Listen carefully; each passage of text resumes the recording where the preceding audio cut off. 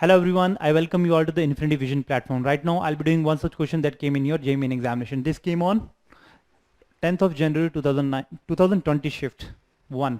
So let us see this question first. बहुत easy question है. Two gun A and B fires bullet at the speed of इतना and इतना. ठीक है, gun fire हो रहा है तो कुछ इस टाइप से गन फायर होगा with 1 kilometre per second.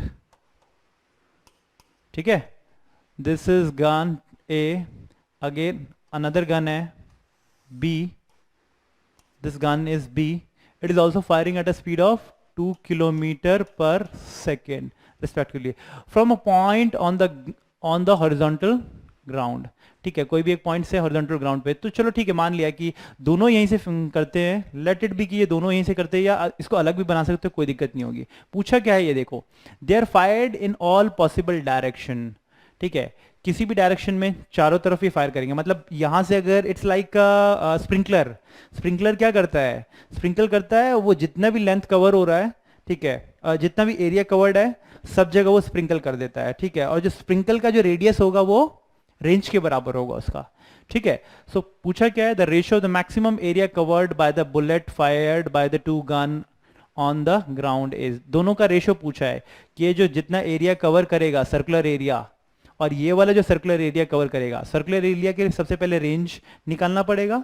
Range of a कितना होगा, we already know that maximum area के लिए दोनों का ये प्रोजेक्टिंग एंगल 45 डिग्री होना चाहिए. This also has to be 45 degree. So 2u cos 2u sin 2 theta range is u square sin 2 theta by g. यही होता है. मैक्सिमम के लिए थीटा प्रोजेक्शन एंगल 45 डिग्री होना चाहिए, तो दिस वुड बी 90. सो ये रेंज ऑफ ए आएगा ua का whole square by g. ua कितना है भाई, अभी हम 1 ले लेते हैं ना, तो 1 into 1 divided by simple g ले लेते हैं, which comes out to be 1 by g. ठीक है, तो this would be the radius. अब ये इतने रेडियस में पूरे को स्प्रिंकल करेगा ये, क्योंकि यहाँ ये सेंटर पे है, लेट ये पूरा स्प्रिंकल करेगा एरिया, तो वो एरिया कवर्ड होगा पाई are square, pi r A का होल स्क्वायर. इसका देख लेते हैं हम रेंज, बी वाले का रेंज कितना होगा. अगेन इसका भी प्रोजेक्शन एंगल 45 डिग्री होगा मैक्सिमम एरिया कवर करने के लिए. It would be equal to ub का whole square by g. ub की वेलोसिटी कितनी है 2 into 2 divided by g, so it would be equal to 4 by g. ठीक है, अब एरिया का निकालना है हमें ना, तो हम यहां पे लिख देंगे 1 अपॉन g है, rb 4 अपॉन g है. ठीक है, सो जल्दी से एरिया निकाल लेंगे. अब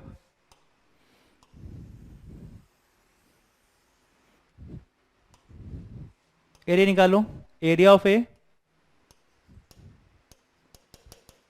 पाई आर ए का whole square divided by area of B pi r B का होल स्क्वायर, है ना.